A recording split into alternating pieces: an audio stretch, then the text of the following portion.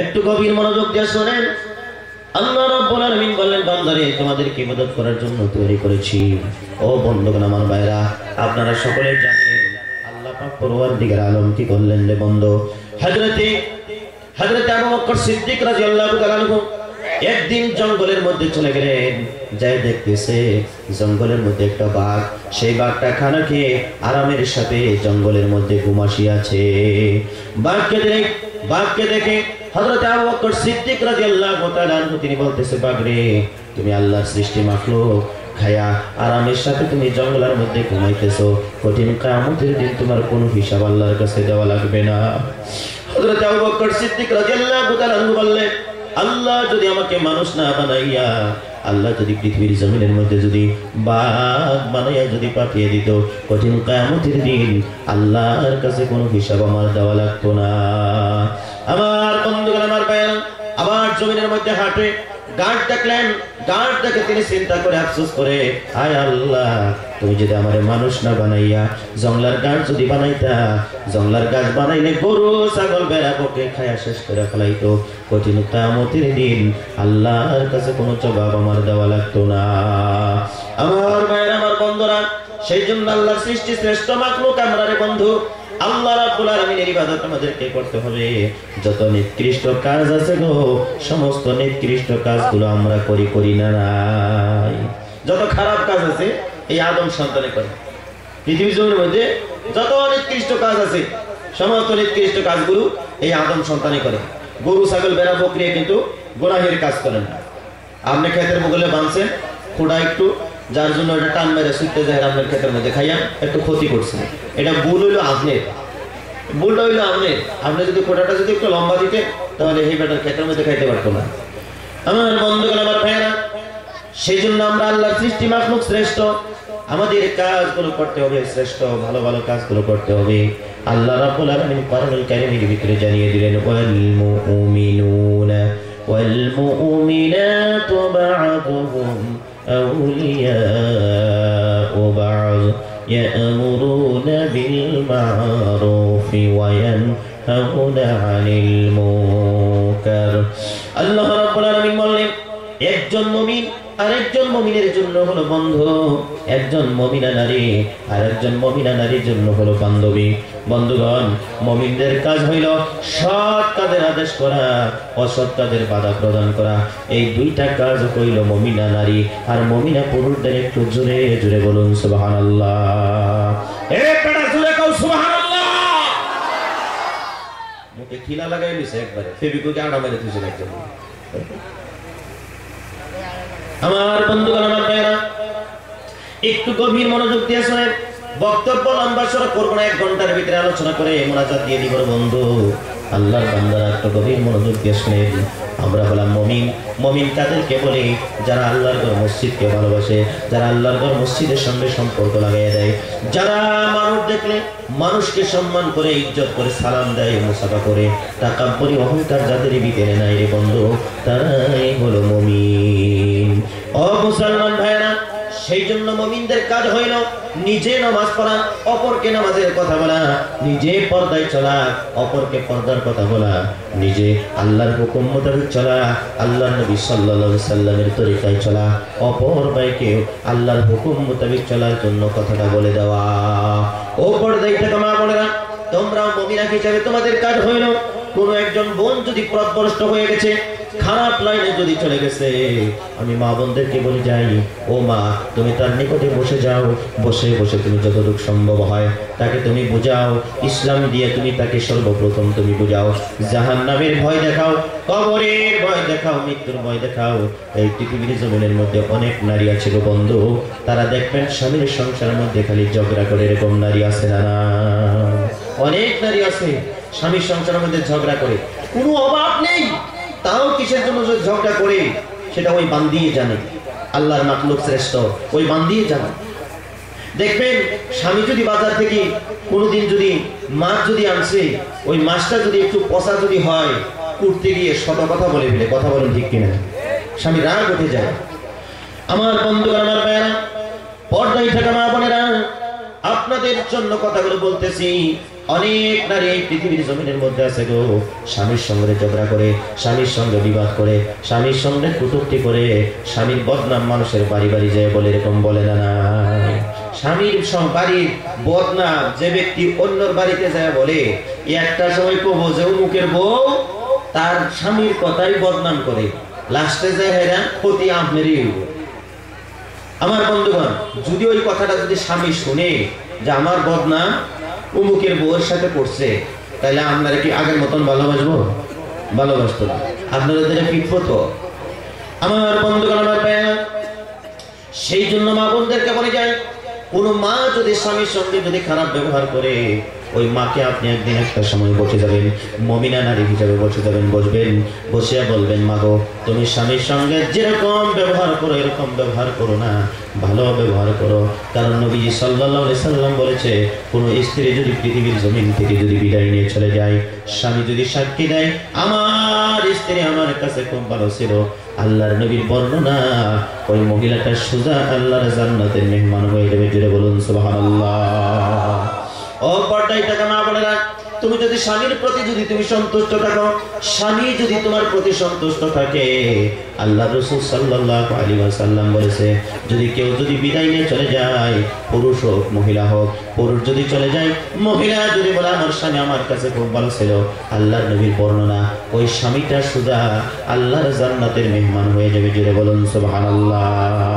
সেই জন্য মা বোনদেরকে বলে যায়, কোনদিন মা বোনেরা কোনদিন স্বামীর সঙ্গে খারাপ ব্যবহার করবেন না, স্বামীর নামে নালিশ করবেন না, মাতবরের কাছে যাবেন না, দেওয়ানির কাছে যাবেন না, কোনদিন থানার আশ্রয় নেবেন না। বহুত নারী পৃথিবীর জমিনের মধ্যে আছে গো, স্বামীকে শায়েস্তা করার জন্য, স্বামীকে ঠিক করার জন্য থানার আশ্রয় পর্যন্ত নেই, এরকম নারী আছে না? না আছে না? নাই। খুব ভদ্রলোকের মেয়ে তো বিবাহ দিয়েছে, বিবাহ দেওয়ার পরে হয়তো কিবা একটা ভুলের জন্য মারছে, বাড়িতে ফোন দিছে, ফোন দিয়ে বলে, ভাই আমাকে মারেন, আমি আর সংসার করবো না, ওই ফোন কেটে দেয়। আবার একটু পরে বাবারে ফোন দেয়, ফোন দিয়ে কেটে দেয়, কেটে দিয়ে বলে যে তোমরা আমাকে জল্লাদের হাতে বিয়ে দিয়েছো, এই আমাকে সবসময় ধরে ধরে মারপিট করে, আমি আর সংসার করবো না, তুমি আসো আমাকে নিয়ে যাও। আচ্ছা, কোনো মেয়ে যদি বাবাকে ধরে এই ধরনের কথা বলে, সেই মেয়েকে সেই বাবাকে আর বাড়িতে থাকতে পারে? কখনো না। কারণ মেয়ে ফোন করে বলছে তাকে খালি জামাইয়ে মারপিট করে, এবার বাবাকে সেখানে যেতেই হবে। বাবা এবার কি করছে, দেওয়ানিকে সাথে করে নিয়ে গেছে, চলেন তো। দেওয়ানিকে তারপরে বড়কে সাথে নিয়ে গেছে, নিয়ে যাওয়ার পরে এবার গেছে জামাইকে শায়েস্তা করার জন্য। যখন গেছে যায় জামাই বাবুকে বলছে, তুমি বলো আমার মেয়েকে ধরে ধরে মারো, মারধর সব জিজ্ঞেস করতেছে। তখন দুইজনকে একখানে করছে, কথা কাটাকাটি শুরু হয়ে গেছে। মহিলাটা কয় একদিকে, স্বামী কয় আর একদিকে। কথা কোন এরকম হয় কি হয় না? আমাদের বেদের কথা মানুষকে কেন জানবে? বহুত বেদের কথা স্বামী আর স্ত্রীর মধ্যে আছে, কে গো বাবা আছে না? নাই। কিন্তু এগুলো আমরা জনসাধারণকে কেন জানাই? আজকে মক্তবের শিক্ষা না থাকার দরুনে, আজকে আমাদের মধ্যে ধর্মীয় শিক্ষা না থাকার দরুনে, ইসলামিক জ্ঞান না থাকার দরুনে আমরা আমাদের পারিবারিক যেগুলো সমস্যা, এই সমস্যার কথাগুলো আমরা মাতবরদের কাছে ছেড়ে দেই, থানার মধ্যে যে ছেড়ে দেই। সেজন্য আমি আহ্বান রাখছি পর্দায় থাকা মা বোনদেরকে, আপনার ভুল পাওয়ার পরে যদি স্বামী আপনাকে যদি কিছু সাহায্য করার জন্য কিছু মারপিট যদি করে, আপনি এটার জন্য রাগ করে থানার আশ্রয় আপনি নেবেন না, আর আপনার বাবার কাছে ফোন করে আপনি জানাবেন না। কারণ নবীজি সাল্লাল্লাহু আলাইহি সাল্লাম বলছে যে তোমার বাপ-মার বাড়ির কথা স্বামীর বাড়িতে বলো না, স্বামীর বাড়ির কথা তোমার বাপ-মার বাড়িতে বলো না। একটু জোরে কইতেন না সুবহানাল্লাহ। যারা এগুলো নিজের ভিতরে আটকিয়ে রাখে তাদের সংসারের মধ্যে শান্তি আছে। আজকের এই মজলিসের থেকে মা বোনেরা এই দুইটা কথা আপনারা নিয়ে যান, ইরাদা করেন আজকের থেকে যে আজকের থেকে স্বামীর বাড়ির কথা আমার বাপ মার বাড়ির বাপ মাকে বলবো না, আর বাপ মার কথা স্বামীর বাড়িতে আসিয়া বলবো না। কি কথা? যেরকম আপনারা দুইটা বোন ছিলেন, দুইটা বোন, একটা বোন হয়তো ধরেন বের হয়ে বিয়ে হয়েছে, সেই কথাটা হয়তো আপনার স্বামীর বাড়ির লোকেরা জানে না। যদি আপনি বলুন, একটা সময় তারা সুযোগ পেয়ে আপনাকে বলবো, দেখছি তুমি কিরকম, তোমার ছোট বোন বের হয়ে বিয়ে হয়েছে। কথা বলেন ঠিক কিনা? যদি আপনি না বলতেন এই সুযোগটা তারা পেত না। আমার বন্ধুগণ, আমার ভাইরা, সেই জন্য স্বামীর সংসারের মধ্যে কোনো যদি যুবক যদি এরকম করে যদি বিয়ে করে যদি বিবাহ করে, আমি ওই মা বোনদেরকে বলে যাই, তুমি কখনো ওই স্বামীর সংসারের কথাগুলো ওই বাপ মার কানের মধ্যে পৌঁছিয়ে দিও না।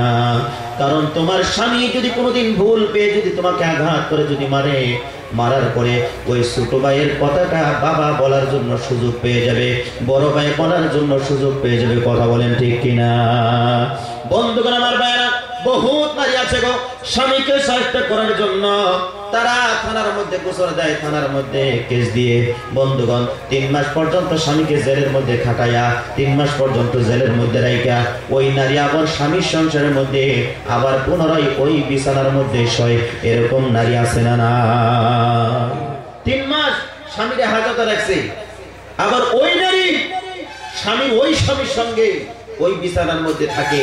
এবার আপনারা বলুন তো দেখি, আগের মতন তাকে মহব্বত করবে? কথা কয় না, করবে? করবে না। আগের মতন ভালো তাকে বাসবে না, আগের মতন মহব্বত করবে না। কারণ তার যে একটা মন ছিল, তার যে একটা অন্তর ছিল, সেটা আপনি টুকরো টুকরো করে দিয়েছেন। কথা বলুন ঠিক কিনা? ভাই খারাপ লাগতেছে আপনাদের?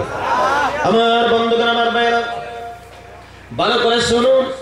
আমি বলতেছিলাম এই পৃথিবীর জমিনের মধ্যে আল্লাহ পাক রব্বুল আলামিন আমাদেরকে শ্রেষ্ঠ করে তৈরি করেছে। আমরা কাজগুলো শ্রেষ্ঠ করতে হবে বন্ধু। আজকে যদি আমরা নিকৃষ্ট কাজ করি, আল্লাহর জাহান্নামের পোড়াক আমরা সহতে পারবো না, আল্লাহর জাহান্নামের আগুনের শাস্তি আমরা ভোগ করতে পারবো না। সেজন্য আমরা জাহান্নামের মধ্যে থেকে বাঁচতে হবে। আমার বন্ধুগণ আমার ভাইরা, আল্লাহ রাব্বুল আলামিন এই দুনিয়ার জমিনের মধ্যে আপনি আমাকে যে পাঠিয়ে দিলেন রে বন্ধু, আল্লাহ রাব্বুল আলামিন অফরন্ত নিয়ামত দিয়ে দুনিয়ার জমিনের মধ্যে পাঠিয়ে দিয়েছে রে বন্ধু। আল্লাহ রাব্বুল আলামিন কোরআনুল কারীমের ভিতরে জানিয়ে দিলেন, কুল ইয়া ইবাদিয়াল্লাযীনা আসরাফু আলা আনফুসিহিম লা তাকনাতু মির রাহমাতিল্লাহ। আমার বন্ধুগণ আমার ভাইরা, যাই হোক আমরা মূল আলোচনায় চলে যাই। আল্লাহ রাব্বুল আলামিন বিশ্বনবী হুজুর পাক সাল্লাল্লাহু আলাইহি ওয়াসাল্লামকে বলে দিলেন, নবীকে আপনি বলে দিন, বান্দা যদি গুনাহের কাজ করে, বান্দা যদি নফসের উপরে জুলুম করে, যদি গুনাহের কাজগুলো করে, ওই বান্দাদেরকে বলে দিন, ওই বান্দা যেন আমি আল্লাহ পাক রব্বুল আলামিনের রহমত থেকে নৈরাশ হয়ে না যায়। বন্ধুরে, আমরা এই পৃথিবীর জমিনের মধ্যে গুনাহের কাজ করতে ভালোবাসি, তাস খেলাইতে ভালোবাসি, মদ খাইতে ভালোবাসি, বান খাইতে ভালোবাসি, জুয়া খেলাইতে ভালোবাসি। আল্লাহ রাব্বুল আলামিন বললেন, ও বান্দা, তোমরা এই সমস্ত গুনাহ যারা করে ফেলেছো, আমি আল্লাহ রাব্বুল আলামিনের রহমত থেকে তোমরা কখনো নৈরাশ হইও না। বন্ধুগণ আমার ভাইরা, আমরা গুনাহ কিসের জন্য করি রে বন্ধু? আল্লাহ জানিয়ে দিলেন, ইন্নামাত তাওবাতু আলাল্লাহি লিল্লাযিনা ইয়ামালুনা সুআ বিজাহালাতিন। আল্লাহ জানিয়ে দিলেন, জাহিলিয়াতের কারণে মানুষ গুনাহ করে, মূর্খতার কারণে মানুষ গুনাহ করে। বন্ধুগণ, আমরা জানি না সুদ খাইলে কতটুকু শাস্তি হবে, সুদ খাইলে কতটুকু শাস্তি হবে, সুদ খাইলে কতটুকু গুনাহ হয় আমরা জানি না। আমরা জানি না, কারণ আমরা সুদের ব্যবসা আমরা শুরু করে দিয়েছি। আমরা জানি না রে যুবক, মদ পান করলে কতটুকু শাস্তি দেওয়া হবে, সেই বিষয়ে আমরা জানি না। বন্ধুগণ আমার ভাইরা, হযরত ইব্রাহিম বন্ধুগণ ওমর ফারুক রাদিয়াল্লাহু তাআলা আনহু সে মদ পান করেছিলেন যে বন্ধু, তাকে দুররা মারতে মারতে মারতে মারতে আল্লাহর জমিনের থেকে বিদায় করে দিল। কিছু দুররা বাকি রয়েছিল, কবরের মধ্যে বাড়ি দিয়া হযরত ওমর রাদিয়াল্লাহু তাআলা ঋণকে পরিশোধ করে দিয়েছে। একটু জোরে জোরে বলা যায় কিনা সুবহানাল্লাহ? আমার বন্ধুগণ আমার ভাইরা, এ আল্লাহর পাগল নবীর উম্মত, একটু ভালো করে দিলের কানটা লাগায় শুনে নাও, জেনে নাও, এই পৃথিবীর জমিনের মধ্যে আল্লাহ আমাদেরকে একটা মন দিয়ে, একটা অন্তর দিয়ে পাঠিয়ে দিয়েছে রে বন্ধু। আমি বলেছি, জাহিলিয়াতের কারণে মানুষ গুনাহ করে, মূর্খতার কারণে মানুষ গুনাহ করে, না জানার কারণে মানুষ গুনাহ করে। যারা জীবনে জিনা করছো, যারা জীবনে মদ খাইছো, ভাং খাইছো, গাঁজা খাইছো, মার সঙ্গে নাফরমানি করছো, বাবার সঙ্গে নাফরমানি করেছো, নামাজ ছেড়ে দিয়েছো, রোজা ছেড়ে দিয়েছো, মুরব্বিদের সঙ্গে বেয়াদবি করেছো, ছোটদের সঙ্গে বেয়াদবি করেছো, আমি আপনাদেরকে বলি যাই, আজকের মজলিসের থেকে তওবা করে আমার আল্লাহরে ডাক দেন, আল্লাহ জীবনে আর কোনোদিন এই সমস্ত কাজ করব না। আমার আল্লাহ জানিয়ে দিলেন, বান্দারে আমি আল্লাহর একটা নাম হলো গাফফার, ওই গাফফার নামের উসিলায় তোমাদের तमाम জীবনের গুনাহ maaf করে দেব। একটু জোরে বলুন সুবহানাল্লাহ। আমার বন্ধুগণ আমার ভাইরা, গুনার দুইটা ভাগ আছে, একটা হলো গুনাহে কাবীরা আর একটা হলো গুনাহে সাগীরা। গুনাহে কাবীরা হলো শিরক করা, যেরকম কবরের মধ্যে মোমবাতি ধরানো, কবরের মধ্যে আগরবাতি ধরানো, কবরের মধ্যে সিজদা দেওয়া, কবরের উপরে চাদর দেওয়া, এগুলো হলো শিরক গুনাহ। বন্ধুগণ, শিরক গুনাহ হইল মরিচ ক্ষেত লাগাইছেন, মরিচ ক্ষেতের মধ্যে লাগানোর পরে রে বন্ধু মরিচ ধরছে অবস্থায় আপনি একটা মূর্তি বানাইয়া ওই মরিচ ক্ষেতের মধ্যে টানাইয়া রাখছেন, এটা আপনি শিরক করলেন। গাছের মধ্যে ফল ধরে না, ওই গাছের মধ্যে আপনি কি করলেন? স্যান্ডেল গেড়ে দিলেন। ওই গাছের মধ্যে আপনি নাম লেখেন, বন্ধুগণ আমার ভাইরা, স্যান্ডেল গেড়ে দিলেন। তারপরে আপনি কি করলেন? মাঠে একটা পায়রার মধ্যে ফোঁটা ফোঁটা দিয়ে দিয়ে সুনকালি দিয়ে দিয়ে আপনি মাখাইয়া দিলেন একটা ময়রা হাসন। বন্ধুগণ, যখন আপনি গাছের মধ্যে টানিয়ে দিলেন, এটা শিরক করলেন। কারণ আল্লাহর উপরে আমার তাওয়াক্কাল নাই, আল্লাহর উপরে আপনার ভরসা নাই। আপনি মনে করছেন এই মূর্তি আমার ক্ষেত রক্ষা করতে পারবে, আপনি মনে করছেন ওই ঝাঁটায় আমার ক্ষেত রক্ষা করতে পারবে, ওই মাছটা পাইলে আমার ক্ষেত রক্ষা করতে পারবে, গাছ রক্ষা করতে পারবে। না না না না, ওই গাছটাকে আপনার মাছটা পাইলে রক্ষা করতে পারবে না। আমার আল্লাহ পাক রব্বুল আলামিন সমস্ত বস্তুর রক্ষণাবেক্ষণের দায়িত্ব তার হাতে। জুড়ে বলুন সুবহানাল্লাহ। আমার বন্ধুগণ, আমার ভাইরা, আল্লাহর আশিক নবীর পাগল, এই পৃথিবীর জমিনের মধ্যে আপনি আমি এসেছি, আল্লাহ রাব্বুল আলামিন আপনি আমাকে পাঠিয়ে দিয়েছেন। বন্ধু, এই দুনিয়ার জমিনের মধ্যে যত নবী রাসূল আল্লাহ পাক রব্বুল আলামিন পাঠিয়ে দিয়েছেন বাবা, সমস্ত নবী রাসূলদেরকে আমার আল্লাহ পাক রব্বুল আলামিন ঈমানি পরীক্ষা নিয়েছে। আপনি আমাকেও আমার আল্লাহ পাক রব্বুল আলামিন ঈমানি পরীক্ষা নেবে। কয়টা জিনিস দিয়ে ঈমানি পরীক্ষা নেবে রে বন্ধু? একটু গভীর মনোযোগ দিয়ে শুনেন। আল্লাহ জানিয়ে দিলেন, ওয়ালানাবলুওয়ান্নাকুম বিশাইইন মিনাল খাউফি ওয়াল জু'i ওয়া নাকসিম মিনাল আমওয়ালি ওয়াল আনফুসি ওয়াস সামারাত। আল্লাহ বললেন, তোমাদেরকে আমি 4টা জিনিস দিয়ে ঈমান পরীক্ষা করব। 1 নম্বর হলো ভয়, 2 নম্বর হলো তোমাদের যেটা সম্পদ আমি দিয়েছি, 3 নম্বর হলো আমি আল্লাহ তোমাদের নফসের উপরে জুলুম করে ঈমান পরীক্ষা করব। 4th নম্বরে আল্লাহ বললেন, বান্দারে তোমাদের যেটা বাগান লাগানোর জন্য যেটা জমিন দিয়েছি, ওই জমিনের মধ্যে বাগিচার কিছু ক্ষতি করে আমি আল্লাহ তোমাদের ঈমানকে পরীক্ষা করব। জোরে বলুন সুবহানাল্লাহ। আমার বন্ধুগণ, আল্লাহ বলেন, ওয়ালানাবলুওয়ান্নাকুম বিশাইইন মিনাল খাউফ। 1 নম্বর হলো ভয়, যেই ভয়টা আমাদের মধ্যে থেকে কিছুদিন আগে চলে গেল রে বন্ধু, যেই ভয়টা হলো করোনা ভাইরাস। বন্ধুগণ, যে করোনা ভাইরাসের জন্য স্বামী স্ত্রীর সঙ্গে মোলাকাত করে না, স্ত্রী স্বামীর সঙ্গে মোলাকাত করে না, মনে করেছে স্ত্রী মনে করে স্বামীর শরীরে কি করোনা আছে নাকি, আবার স্ত্রী মনে করে স্বামীর শরীরে কি করোনা আছে নাকি, স্ত্রী মনে করতেছে স্বামীর শরীরে করোনা আছে নাকি, আবার স্বামী মনে মনে ধারণা করে স্ত্রীর শরীরে কি করোনা আছে নাকি। এক আলিমে ভাবছে হুজুরের লোকে কি করোনা আছে নাকি, আর এক আলিমে ভাবছে হুজুরের লোকে কি করোনা আছে নাকি। হাবিজ সাহেবরাও মুসাফা করা বাদ দিয়ে দিয়েছিল, আম পাবলিকে তো আরো করে নাই। কথা বলেন ঠিক কিনা? আমার আল্লাহ বলে, বান্দারে আমি আল্লাহ তোমাদের ঈমানকে পরীক্ষা করব। 1 নম্বর হলো ভয়, সেই ভয়টা দেখায় আল্লাহ আমাদেরকে ঈমান পরীক্ষা করছে। আমরা কে কতটুকু পাস করতে পারতেছি আল্লাহ বালি ভালো জানে, আল্লাহ মালিক ভালো জানে আমরা এই ঈমানি পরীক্ষার মধ্যে কতটুকু পাস করেছি। বন্ধুগণ আমার ভাইরা, এমন খবর আছে গো, বাড়িতে নামাজ পড়ে নাই, জুমার নামাজ পর্যন্ত পড়ে নাই, মসজিদে পর্যন্ত আসে নাই, মসজিদে 2 জনে 3 জনে নামাজ পড়ছে, কিন্তু জুমার নামাজটা এলান করে দেওয়া হয়েছিল যে তোমরা বাড়িতে বাড়িতে জুমার নামাজটা পড়লে বন্ধ। কিন্তু বহুত মানুষ আছে জুমার নামাজটা তারা বাড়ির মধ্যে পড়ে নাই। কথা বলেন ঠিক কিনা? এবার বলবেন, হুজুর জুমার নামাজ কেমনে পড়ে? আমরা তো জানিও না, আর কোনদিন তাবলীগের মেহনত গেলেন না যে জুমার নামাজটা পড়া কিভাবে পড়ে আমি একটু শিখি। বহুত মানুষ আছে দেখবেন জুমার নামাজ নিয়ত বাইন্দা চায় থাকে, এই বেড়া কয় রেখাত পড়ে দেখা দিয়ে করে। কথা কোন হাসান আমি চা তার কারণ পোলা বিয়া করেছে, মেয়াও বিয়া দিছে, বুড়া হয়েছে, দাড়ি দুড়িও রাখছে, নামাজের ব্যাপারে তো ঠনঠনাঠন জানেও না। এখন বাড়ির মধ্যে পুত্রবধূ আছে, পুত্রবধূ তো টুপি দিয়ে দিছে, পাঞ্জাবি দিয়ে দিছে, আজান দেওয়ার সাথে সাথে বলছে যে আব্বা মসজিদে যান আজকে শুক্রবার। লজ্জায় বইরা মসজিদে আইছে, আল্লাহর ভয়ে না। কথা বলেন ঠিক কিনা? শরমে আইছে, পুলার বউয়ের ডরে আইছে, কারণ পুলার বউ মাথা টুপি দিয়ে দিচ্ছে, পাঞ্জাবিটা দিয়ে দিছে, যার জন্য মসজিদে আইছে। আয়া দেখছি মানে ফাঁসা গেছে, কয় রেখা পুরোটা বেড়াতে জানে না, যার জন্য এই বেটা কয় রেখা পুরোটা দেখা দিয়ে হওয়া করে।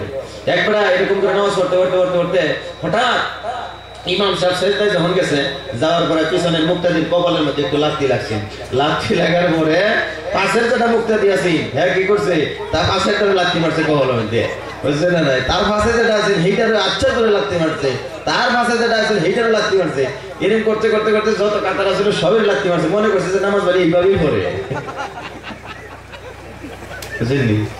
মনে করছে নামাজ বাড়ি এইভাবেই পড়ে, খালি লাচ্চা লাথি মসজিদের মধ্যে শুরু হয়ে গেছে। ভাই এগুলো শিক্ষার দরকার আছে না নাই? খালি সাহেব থেকে নামাজ কয়দিন পড়বেন ধোকা দিয়া, তবলিগের মেহনত করবেন, যারা না জানেন এই ইমাম সাহেবের সাথে বসবেন, মনে করছেন যে ইমাম সাহেব কি জানে, হয়তো আমরা দেশের মানুষ, হয়তো আমরা দেশের মানুষ, আমরা দেশে জন্মগ্রহণ করছে, কোরআন হাদিসের কি জ্ঞান আছে? আরে এটা যতটুকু জানে ততটুকু শিরকেন আপনি, আপনি তো আলহামদুলিল্লাহ সূরাটাও শুদ্ধ করে করবেন না, আর হ্যাঁ বেটা নিজের পাক্কা ফুললো একদম পাক্কা কুমড়োই বলেছে, তাতে আমি বেশি জানি দুই কথা। খারাপ পেতেছেন আপনারা? আমার বন্ধুগণ, আমার ভাইরা, এক নম্বর ভয় হলো যেটা করোনা ভাইরাস দিয়ে আল্লাহ তাবারক তাআলা আপনি আমাকে ভয় দেখালেন রে বন্ধু, এই ভয়ের মধ্যে যারা আমরা পাস করেছি রে বাবা, তাদের জন্য আমার মাওলার জান্নাত অপেক্ষা করতেছে, একটু জোরে বলুন সুবহানাল্লাহ। দুই নম্বর ভয় হলো আল্লাহ রাব্বুল আলামিন বলে, দুই নম্বরে আমি আল্লাহ তোমাদের ঈমান পরীক্ষা করব, তোমাদের যেটা সম্পদ দিয়েছি, যেটা জমিন আমি আল্লাহ তোমাদেরকে দিয়েছি, ছেলে দান করেছি, মেয়ে দান করেছি, স্ত্রী তোমাদেরকে নিয়ামত স্বরূপ দান করেছি, বাবা তোমাদেরকে নিয়ামত স্বরূপ দান করে দিয়েছি, মা তোমাদের জন্য নিয়ামত স্বরূপ দান করে দিয়েছি, বাবা পৃথিবী থেকে আনি, আরে বান্দা তোমার ঈমানকে আমি আল্লাহ পরীক্ষা করব। এই পৃথিবীর জমিন থেকে যেদিন বাবা আমাদের বিদায় নিয়ে চলে যায়, সেদিন আমাদের মনটা বেড়ে যায়, সেদিন কিন্তু আমার আল্লাহর কথা বেশি বেশি করে স্মরণ হয়ে যায় রে বন্ধু, সেদিন মনে হয় পৃথিবীতে কেউ নাই, সেদিন আমাদের অন্তরটা শুধু আল্লাহ আল্লাহ করতে মন চায়। যেদিন এই পৃথিবীর জমিন থেকে মা নামের সম্পত্তি বিদায় নিয়ে চলে যায়, আমাদের অন্তরের মধ্যে মনে হয় শুধুমাত্র আল্লাহ আল্লাহ করে জিন্দেগিটা কাটিয়ে দিব। 2-4 দিন পার হয়ে যাওয়ার পর আমার মাওলাকে আমরা ভুলে যাই রে, মাওলাকে বলা যাবে না। আল্লাহ বলেছে ফাযকুরুনি আযকুরুকুম ওয়াশকুরুনি ওয়ালা তাকফুরুন, বান্দা তোমরা আমাকে স্মরণ করো, আমি আল্লাহ পাক রব্বুল আলামিন তোমাদেরকে স্মরণ করব, একটু জোরে বলুন সুবহানাল্লাহ। আল্লাহ বলে বান্দা রে, তোমরা আমার নিয়ামতের শুকরিয়া আদায় করো, আমি আল্লাহ তোমাদের শুকরিয়া আদায় করব। বন্ধুগণ আমার ভাইরা, আল্লাহ জানিয়ে দিলেন তোমাদের ঈমানকে আমি আল্লাহ এরকম ভাবে পরীক্ষা করব। 3 নম্বরে বললেন বান্দা রে,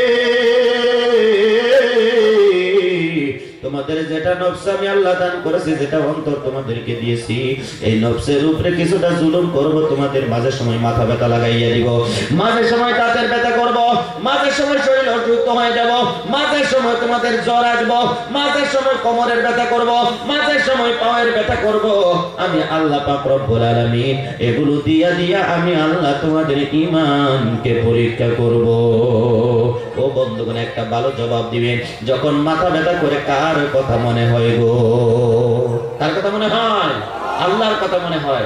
যখন আমরা অ্যাক্সিডেন্ট হই তখন কিন্তু মানুষের 3 জনরে ডাকে। কয়জনরে ডাকে? 3 জনরে ডাকে। প্রথমে ডাক মারে আমার আল্লাহরে, বিপদে বললে আল্লাহ গো বাঁচাও, আবার ডাক মারে মা গো, আবার ডাক মারে বাবা গো।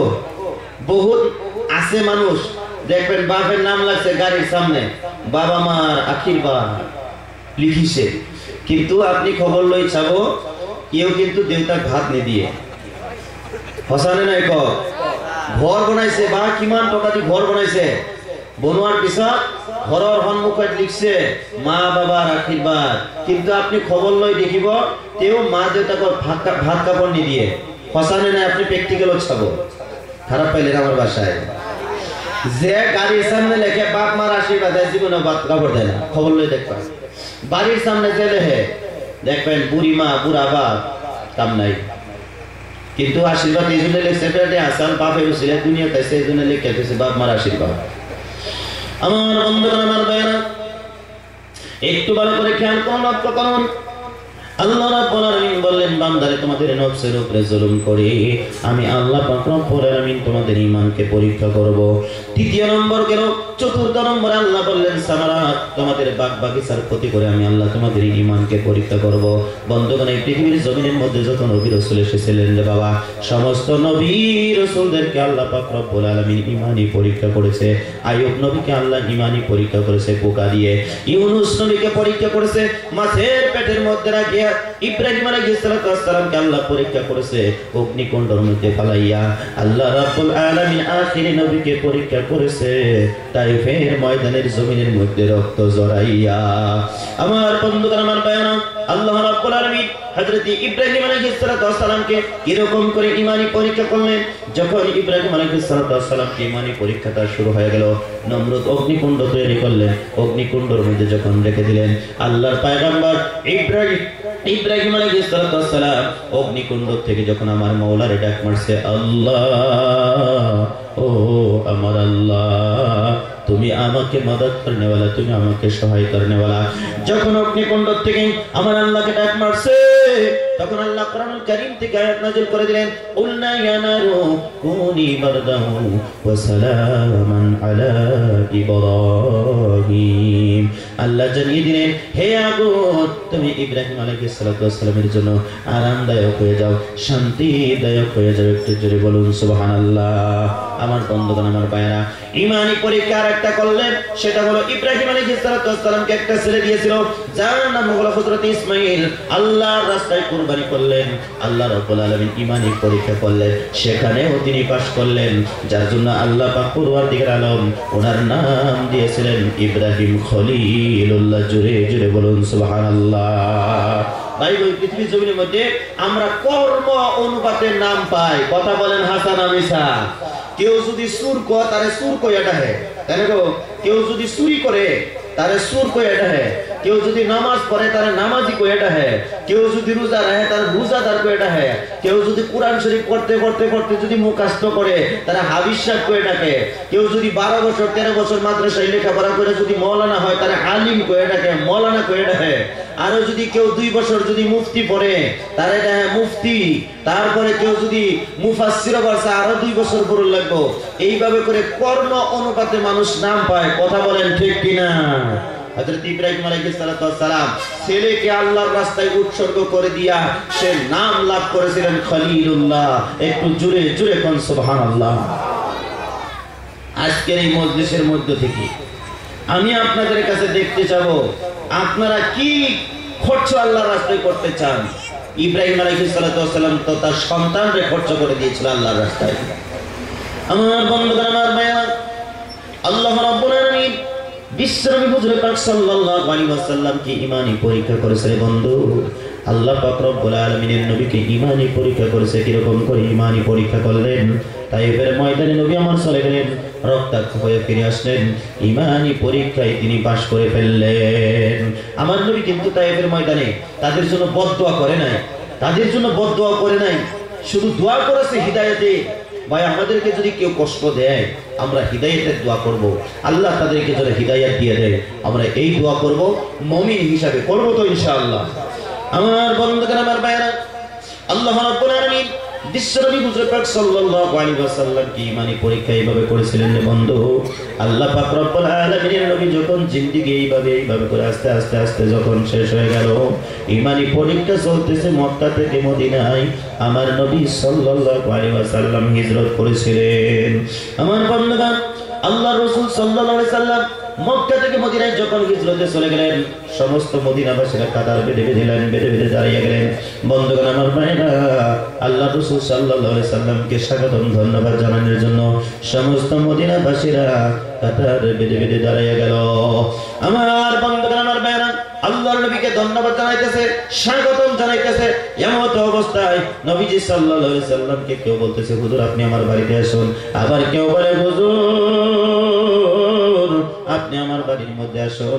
নবীজি বলে, না রে না, আমি কারো বাড়ির মধ্যে যাব না। আমার একটা উট আছে, সেই উটটা যার বাড়ির মধ্যে বসে যাবে আমি নবী তার বাড়ির মধ্যে স্থান নিব। উটটা যাইতে যাইতে যাইতে যাইতে হযরত আবু আইয়ুব আনসারী রাদিয়াল্লাহু তাআলা আনহুর বাড়ির মধ্যে যখন বসে পড়ল, নবী আমার সেই বাড়ির মধ্যে স্থান নিলেন। আল্লাহর নবী সাল্লাল্লাহু আলাইহি সাল্লাম ওই সাহাবীকে ডেকে বললেন, এই জমিনটা কার? নবী আমার একটা চিন্তা করতেছি, এই জায়গার মধ্যে একটা মসজিদ নির্মাণ করতে হবে। বন্ধুগণ আমার ভাইরা, নবীদের জায়গা পছন্দ হয়ে গেছে, মাটি পছন্দ হয়ে গেছে। এবার বন্ধুগণ আমার ভাইরা, হযরত আবু আইয়ুব আনসারী রাদিয়াল্লাহু তাআলা আনহুকে ডেকে বলে, ও আবু আইয়ুব আনসারী গো, ওই জমিনটা কার, ওই মাটিটা কার? তখন বলে, হুজুর দুইজনই টিম মানুষের মাটি, একজনের নাম হলো সাহেল, আরেকজনের নাম হলো সোহাইল। সাঙ্গিলার সোহাইলকে যখন দেখা হলো রে বন্ধু, সাঙ্গিলার সোহাইল যখন চলে আসলেন, আসার পরে নবী আমার বলে, বাইরে এই মাটিটুকু কার? বলে, হুজুর এই মাটিটুকু আমাদের। আল্লাহর নবী বলতেছে, এই মাটিটুকু তোমরা আল্লাহর রাস্তায় ব্যয় করে দাও, খরচ করে দাও, বিনিময় কিছু টাকা তোমাদেরকে দেওয়া হবে। সাঙ্গিলার সোহাইল বলে, হুজুর যেই জায়গা আপনি চাইছেন গো হুজুর, এই জায়গার বিনিময়ে আমরা কিচ্ছু নিব না, আপনি কি করতে চান? বলে, এখানে মসজিদ একটা বানাইতে চাই। ওই সাঙ্গিলার সোহাইল বললেন, হুজুর গো, এই জায়গার মধ্যে আপনি মসজিদ বানান, কোনো অসুবিধা নাই, বিনিময়ে কিচ্ছু দেওয়া লাগবে না। আজকে জামতলাবাসী কত ধন্য হয়েছেন রে বন্ধু, এই যে রাস্তার নিকটে মসজিদ আপনারা নির্মাণ করেছেন রে বাবা, কত সুন্দর মসজিদ আপনারা বানাইতেছেন। এই মসজিদটা যদি বিল্ডিং বানাইতে পারেন বন্ধু, কত হিন্দু মানুষ এখান দিয়ে আসা যাওয়া করে, কত খ্রিস্টান মানুষ হাজার করে রে বন্ধু। যখন তারা দেখবে এখানে একটা মসজিদ আল্লাহর ঘর, দেখি তারা মনে করবে এখানে নিশ্চয়ই মুসলমান আছে। কথা বলেন ঠিক কিনা? আমরা যখন হিন্দু ভাইদের গ্রামের মধ্যে যাই, জায়গায় জায়গায় আমরা মন্দির দেখি, আমরা দেখার সঙ্গে সঙ্গে বলতে পারি এটা হিন্দু ভাইদের গ্রাম। বন্ধুগণ আমার ভাইরা, আমরা বুঝতে পারি আমরা মুসলমান, আমাদের অনুষ্ঠান একটা করার দরকার আছে, সেটা হলো মসজিদ, আল্লাহর ঘর। বন্ধুগণ আমার ভাইরা, হিন্দু ভাইরা মন্দির বানাইছে তাদের আল্লাহরে খুশি করার জন্য, তারা আল্লাহকে ডাকে, মন্দিরে যায় আল্লাহরে ডাকে রে বন্ধু, তারা আল্লাহরে খুশি করার লাগে তারা মন্দির বানাইছে রে বন্ধু। তাদের মন্দিরটা দেখবেন কত চকচকা করে বানায়। আর আল্লাহকে পাওয়ার জন্য এই মসজিদ আমরা নির্মাণ করতে হবে। যুব বন্ধুদেরকে অনুরোধ করে যাই রে ভাই, এই মসজিদ যদি তোমরা 2-3 বছরের ভিতরে যদি বিল্ডিং যদি বানাইতে পারো রে বন্ধু, রাস্তার নিকটে মসজিদ, আল্লাহর ঘর, মসজিদটাকে বিল্ডিং বানানোর জন্য বন্ধু, এই অঞ্চলের মধ্যে বহুত মালদার মানুষ আছেন, টাকাওয়ালা মানুষ আছেন রে বন্ধু। এই মসজিদের ভিতরে বন্ধুগণ আমার ভাইরা, যাদের মা হারিয়ে গেছে, যাদের বাবা হারিয়ে গেছে, আপনাদেরকে কষ্ট দিব না রে বাবা।